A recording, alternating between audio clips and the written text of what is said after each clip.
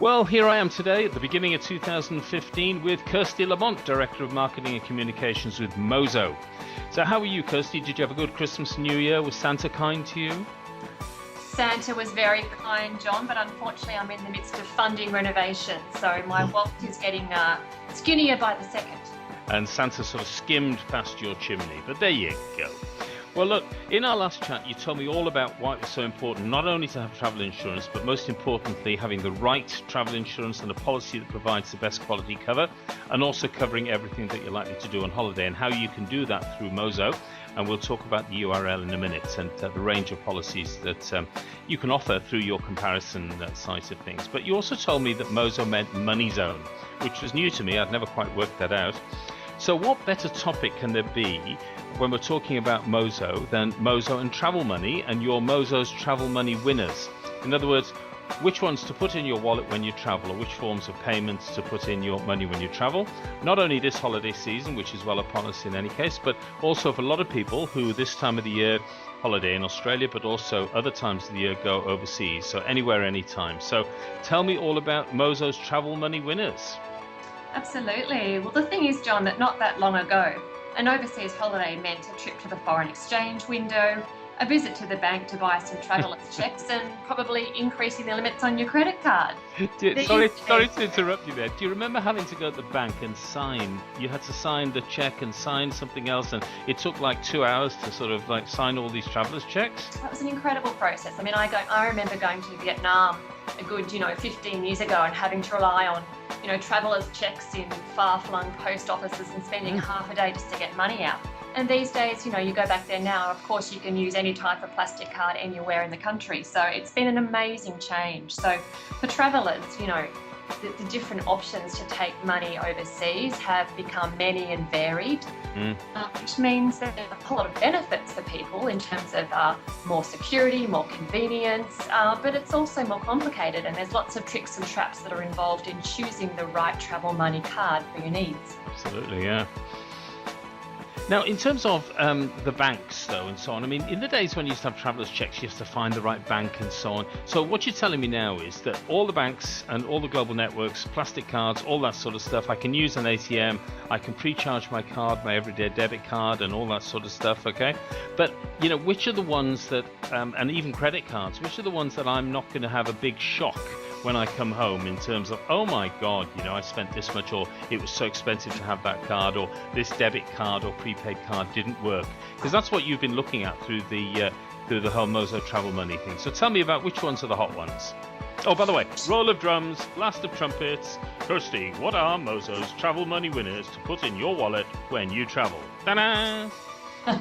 Well, I'm pleased to announce, John, that when it comes to the prepaid travel cards, the ones that you preload with foreign currency before you go on your trip, we looked at 13 different cards, and we found that in this category, the cheapest card is OzForex's travel card, which offers really competitive foreign exchange rates and very low ATM fees. And those are the two big things that, when it comes to prepaid travel cards, are going to make a real difference in terms of how much they cost you to use. So the gold medal goes to OzForex's travel card. The silver medal goes to the NAB Traveller card, which is also a very competitive card. So look, if you get yourself one of those two travel money cards, you can literally save yourself hundreds of dollars in foreign exchange fees and ATM fee withdrawals. Okay, so just going through that for a second, what you're saying is that the foreign exchange fees on these cards, in other words, when you stick them in the hole in the wall in Nha Trang or Paris or Nice or whatever, right? The foreign exchange fees and the rates I'm going to get are going to be better with these cards than with others? Look, they vary markedly, and so when you're looking at travel money cards, it's really important to check the foreign exchange rates that the cards are offering and make sure that they're giving you a good deal, because they all have markups and fees. Obviously, the bigger the markup or fee, the less competitive the exchange is going to be, and the less money you'll have to spend when you are overseas. And are there some pretty ugly stories at the bottom end of this prepaid travel card market where foreign exchange fees and the load fees and the fee for ATM withdrawals and card closure fees and all that stuff are pretty horrible? Yeah, look, for a pretty common traveller scenario of someone looking to load a card with, say, $10,000 for use in a country overseas, the charges and margins can add up to a good few $100s in terms of the best on the market versus the worst on the market. So it really is worthwhile you doing your homework. Brilliant. So the hottest award, if you like, or did you say it was the Gold Award? It goes to Oz4X Travel Card, and the Silver Award to NAB Traveller Card, which is great. And it's good to see sort of Oz4X in terms of a, not something that's really mainstream that we'd have thought of as a company, plus also a major sort of commercial bank, high street bank as well, with NAB in that space too. So that's really good. Okay, so that's my cash card, that's my debit card type thing. I've loaded it, travel card, whatever, and I'm traveling with that. But if I want to use a credit card, so tell me about the credit card winners. Sure. Well, we looked at 177 credit cards. Wow. Yeah. How many? 177, that's the number of cards on the market these days, which of course is why it's so hard for the average person to figure out which one offers the best deal. But that's why we're here. So we found that for the globe-trotting traveller, 2 cards came out ahead of the pack because they have very travel-friendly exchange rates, no annual fees, and no transaction fees on overseas purchases, which is a real bonus. So the Bankwest Zero Platinum card won the gold medal because on top of all those benefits, it also offers travel insurance with unlimited medical and cancellations and $10,000 worth of luggage cover. So, it's a real all-rounder, that card. And I mean, you're also the travel insurance expert, so you'll have looked at that travel insurance that they're offering, okay? And it's pretty kosher, it stacks up, it's worth having? It certainly does. The fact that you can get a quality travel insurance policy on a Platinum MasterCard with no annual fee and great foreign exchange rates is, a real winner. Sure. And then the silver winner was? The silver winner is the 28 Degrees Platinum MasterCard. Now, this is a card that's been popular with savvy travellers for years now. And the reason for that is because it has no annual fee, and it doesn't have any of those nasty foreign transaction fees, so that when you're making purchases overseas, you're not incurring additional charges. Cool. Now we're going to go into debit cards, and I used the word debit card before incorrectly because the first category we were talking about with where the gold was Oz4X and silver NAB Traveller Card was actually the travel card category. We've just talked about the credit card category, which is the gold winner was Bankwest Zero Platinum and the silver winner was 28 Degrees Platinum MasterCard. Now we're moving on to debit cards. So tell me all about the debit card market and which are the winners there.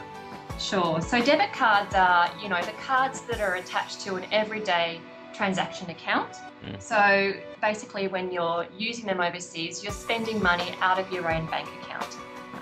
The upside to that is that you're not, racking up debt and looking at the horror of, a holiday, sort of debt hangover when you get back home. And again, there can be some really competitive cards on the market, and some of the banks who are trying to target these jet-set travellers have been introducing debit cards specifically designed for travellers. That's amazing. So tell me, what are the key factors there? So you looked at things like withdrawal fees, purchase fees, stuff like that? Yeah, that's right. We looked at 94 debit cards and we assessed their withdrawal fees, purchase fees and transaction fees, and we found that the best debit card to take abroad is the Citibank Plus transaction account, which actually doesn't charge any of those fees at all, and it is one of those cards that I mentioned that has been designed specifically for globe-trotting travellers. Okay, so that means that the Citibank Plus transaction account wins the gold account because no fees, no ATM withdrawal fees, no overseas purchase fees, no overseas transaction fees. And the great thing about it is that this is totally independent advice or commentary because we and you have no vested interest in those companies, so that's pretty cool. And what's the silver winner? The silver winner is actually not a bank, it's RAMS. So RAMS started life as a home lender and has since been acquired by Westpac. So now it's a subsidiary of one of Australia's big four banks. And it's a really highly competitive provider. The RAMS Action Account has a great value debit card, which takes the silver medal because it's very, very low fees for travellers. Fantastic. So there we go. So we've got the gold card, which is the Citibank Plus transaction account, and the silver winner is the Rams Action account. That's in the debit card category. Well, Kirsty, I know that you've got a lot to catch up on, having moved house, been on holiday, and spent lots of money and done all sorts of things. Hopefully, using some of these cards, because they're obviously good cards to travel with. But that casts a whole new light on a very complex part of traveling, because I know that I get asked regularly, what's the best way to take money overseas? What's the safest way?